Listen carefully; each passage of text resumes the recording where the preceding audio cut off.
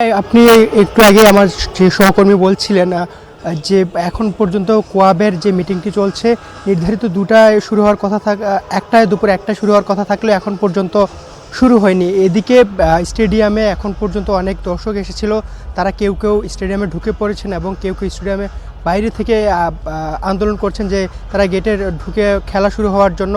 কেউ কেউ স্টেডিয়াম থেকে বেরিয়ে গিয়েছেন। স্টেডিয়ামে যে পর্যাপ্ত পরিমাণ আইনশৃঙ্খলা বাহিনী ছিল তারাও স্টেডিয়াম ছেড়ে চলে গেছেন। এখন পর্যন্ত কয়েকজন আনসার সদস্য সহ কয়েকজন পুলিশ সদস্য আমরা দেখতে পেয়েছি।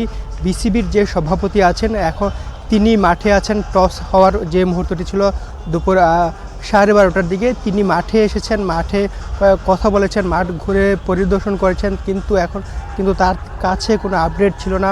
এখন পর্যন্ত তিনি তার অফিসে আছেন। খেলার সব প্রিপারেশন ছিল, কিন্তু কোয়াবের ক্রিকেটাররা যে আলটিমেটাম দিয়েছিল বিসিবি পরিচালকের পদত্যাগের জন্য, সেটি নির্ধারিত সময় পার হয়ে যাওয়ার পরও কিন্তু এখন পর্যন্ত যেহেতু পদত্যাগ করেনি, ক্রিকেটারও মাঠে আসেনি। এখন পর্যন্ত কোনো টিম বাস আসেনি।